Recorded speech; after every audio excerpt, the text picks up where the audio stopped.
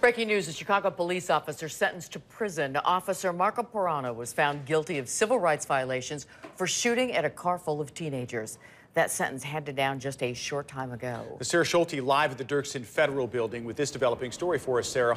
Well, Rob and Kathy, wanting to send a message to police officers who use excessive force, prosecutors asked for 8 years. Marco Pirano's attorney asked for no jail time, saying that his client has been used as a scapegoat. That is something the judge strongly disagreed with as he handed down a 5-year prison sentence. Marco Pirano says all he was trying to do was protect human life the night he fired 16 shots into a stolen Toyota filled with African-American teens.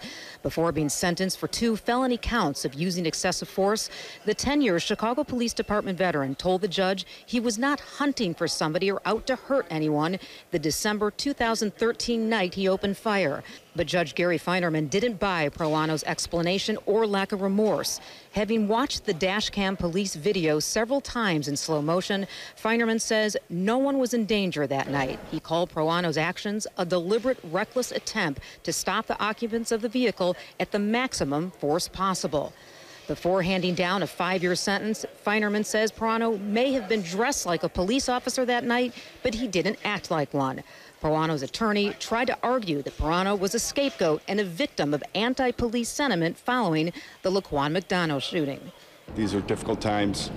We recognize the fact that police officers' split-second actions are going to be judged by individuals that have the luxury to look at it through a different lens. All that said, this was a case where a police officer knowingly violated civil rights of the people who were in that car on that day.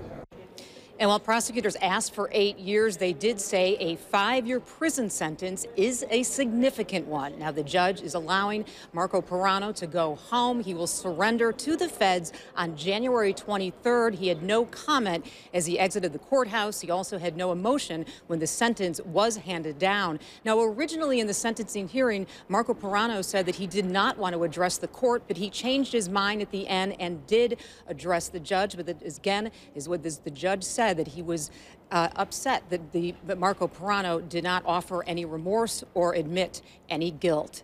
Live at the federal courthouse, Sarah Schulte, ABC 7 Eyewitness News. Kathy, Rob, back to you.